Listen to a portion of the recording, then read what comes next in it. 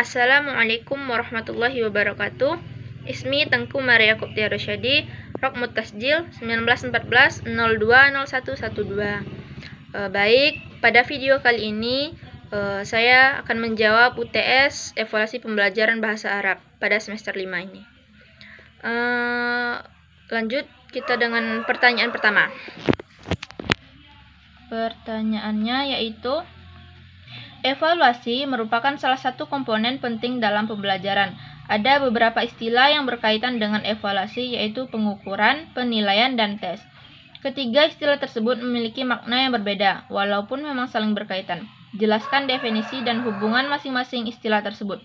Kemudian jelaskan apa yang dimaksud dengan takwim atau evaluasi dalam pembelajaran bahasa Arab. Baik, pertama yang akan dibahas yaitu definisi pengukuran. Nah, pengukuran ini dapat diartikan sebagai pemberian angka kepada karakteristik yang dimiliki oleh orang ataupun objek tertentu. Lalu yang kedua yaitu pengertian dari penilaian. Nah, penilaian ini dapat diartikan sebagai metode untuk menentukan keberhasilan siswa dengan cara menilai kerja individu ataupun kelompok. Lalu yang ketiga yaitu pengertian dari tes. Nah, pengertian tes ini maksudnya tes tersebut dapat diartikan suatu pernyataan atau tugas untuk memperoleh informasi yang setiap pernyataan atau tugas tersebut memiliki jawaban yang benar. Lalu selanjutnya hubungan dari ketiga yang saya sebutkan tadi. Nah, kita ambil dari tes. Tes itu merupakan alat utama untuk melalui proses pengukuran dan penilaian. Dari situ saja kita dapat melihat hubungan dari ketiga tadi. Lalu yang terakhir yaitu pengertian takwim atau evaluasi dalam pembelajaran bahasa Arab. Nah, evaluasi itu adalah proses yang sistematis atau tersusun untuk menentukan atau membuat keputusan sampai sejauh mana tercapainya pengajaran kepada siswa. Baik, selanjutnya soal yang nomor 2. Setiap kegiatan evaluasi memiliki tujuan, sasaran atau objek, serta prinsip-prinsip dalam pelaksanaannya. Jelaskan dengan contohnya dalam evaluasi pembelajaran. Baik, menurut pendapat saya, contohnya yaitu di saat seorang guru memberikan tugas atau ujian tertulis kepada siswa-siswanya. Nanti setelah itu kita lihat hasil dari tes tersebut. Dari situ kita dapat melihat tercapainya tujuan atau sasaran tersebut. Baik. Yang ketiga, yaitu apakah yang dimaksud dengan tes bahasa? Jelaskan hakikat dan apakah sasaran dari tes bahasa Arab. Jelaskan dengan contoh.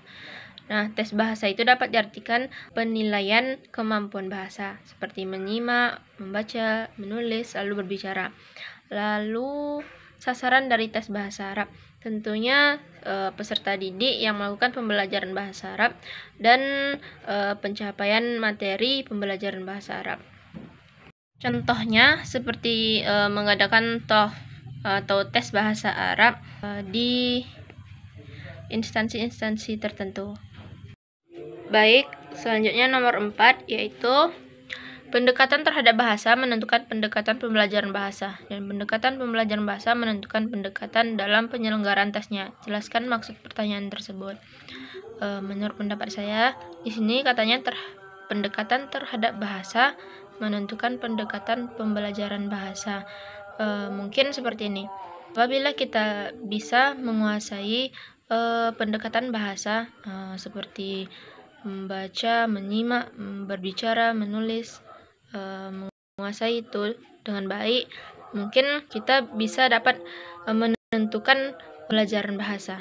Maksudnya kita bisa menguasai materi pelajaran bahasa, dan pendekatan pembelajaran bahasa menentukan pendekatan dalam penyelenggaraan tesnya.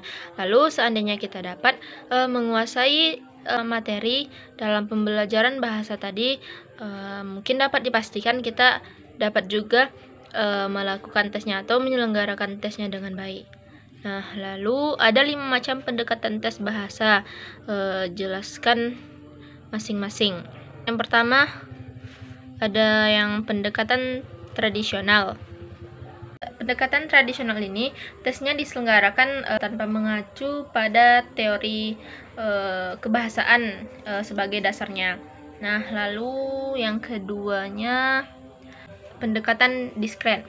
Nah, pendekatan diskret ini merupakan komponen-komponen atau gabungan dari beberapa unsur kebahasaan. Nah, seperti menggabungkan antara membaca dan menulis, seperti guru sedang melakukan ujian. Di tes tersebut ada penggunaan tes berbicara dan membaca seperti itu, atau menulis. Nah, yang ketiga ada pendekatan integratif. Nah, pendekatan integratif ini melakukan pengukuran kemampuan berbahasa terhadap gabungan beberapa komponen bahasa dan kemampuan berbahasa. Nah, lalu ada pendekatan pragmatik. Pendekatan pragmatik ini adalah penggunaan bahasa yang lengkap. Nah, yang mampu menyampaikan pesan yang ingin disampaikan oleh pengguna bahasa. Lalu ada pendekatan komunikatif. Nah, pendekatan komunikatif ini mendasarkan pandangannya terhadap penggunaan bahasa sehari-harinya atau komunikasi sehari-hari. Selanjutnya yaitu soal yang nomor 5. Jenis tes bahasa termasuk tes bahasa Arab dapat dilihat dari berbagai kriteria, yaitu berdasarkan tujuan penyelenggaraan, tahapan waktu penyelenggaraan, cara mengerjakan, cara menyusun, jumlah peserta, bentuk jawaban, cara penilaian, acuan penilaian, aspek bahasa, dan berdasarkan cara penyusunan. Jelaskan 5 di antaranya beserta contoh. Yang pertama yang saya ambil yaitu tujuan penyelenggaraan. Tentu kita harus tahu tujuan penyelenggaraan. Nah, tujuan dari penyelenggaraan tes tersebut yaitu tercapainya materi bahasa Arab. Contohnya, guru melaksanakan tes bahasa Arab. Tentu tujuan dari guru tersebut ingin peserta didiknya dapat menguasai materi bahasa Arab tersebut. Yang kedua, tahapan waktu penyelenggaraan. Waktu penyelenggaraannya tentu kita harus tahu juga kapan tes tersebut diadakan atau diselenggarakan atau juga dilaksanakan. Contohnya, guru tersebut akan melakukan tes bahasa Arab. Nah, pada jam sekian. Lalu, cara mengerjakan. Cara mengerjakannya bisa saja secara tertulis ataupun lisan. Nanti itu akan melakukan tes. Nah, tentu gurunya akan memilih melakukan tesnya menggunakan lisan ataupun tertulis. Lalu, jumlah peserta. Nanti kita lihat berapa banyak peserta yang mengikuti tesnya. Lalu, cara penilaian. Cara penilaiannya mungkin seperti ini. Menggunakan esai. Nah, ada nanti esai pilihan ganda. Lalu guru ini menetapkan penilaian utamanya pada esainya. Mungkin seperti itu. Sekian jawaban dari saya. Saya akhiri dengan wassalamualaikum warahmatullahi wabarakatuh. Syukran.